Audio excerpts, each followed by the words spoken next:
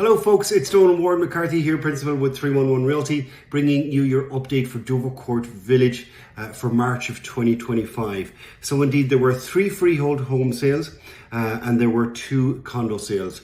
So let's jump into the freehold home sales. As always, we kind of look at what the lowest and the highest one sales were, but why don't we just go through them really quickly, as there were only 3 freehold home sales. Now, a point to note, these sales were in late March, and indeed what we saw happen in Bloordale Village didn't happen so much in Dovercourt Village. Bloordale Village started the month, multiple offers were still working, but then with the tariff talk and election and all that stuff, multiple offers started to backfire in Bloordale Village. Not quite the same in Dovercourt Village because the product was good, located well, so multiple offers were still applicable towards the end of the month, all bar one. So anyways, let's jump in here. 124 Salem Avenue, that was listed at $1 million, 7 days, sold for 27% above asking, went for 126. Now this was a great location. It's that little strip of Salem that's just south of Dovercourt Park there. So great location, detached home, needed a freshening up for sure. Good frontage at 22 foot. The most expensive home sale was 18 Salem. Now this one did transact a couple of years ago as well too. Could be as much as 5 years. But this one, a narrow 14.3 foot frontage, row house just north of Bloor there. Now multiple offer strategy worked again here. Good property, well renovated. Sold in 7 days for 11% above asking. That went for 1.775, as you'd expect for indeed a nice renovated 2.5 story home in the neighborhood.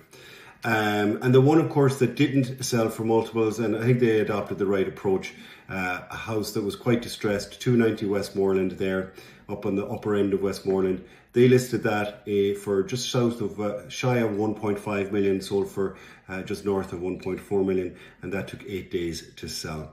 Let's jump into condos, folks. There were 2 sales, one of course, and this is an exceptional price. But when you know the project, we all know about 1183 Dufferin Street, that church that has had many problems over the years selling. It has changed ownership and hands many times, and of course now it's been sold. It's in receivership, so the units are slowly being sold off. But here was the absolute best deal I've seen in this building since the units have been reselling under receivership. Unit 102, quite a large, just over 2,000 square foot. But guess what the dollar per square foot was on this? It was, let me just check here now, $474. That's about half of what other condos are getting in the neighborhood. Next one was on Bartlett. Of course, we all know this building just north of Bloor, this nice boutique building, and the dollar per square foot on this one was about $1,000 per square foot.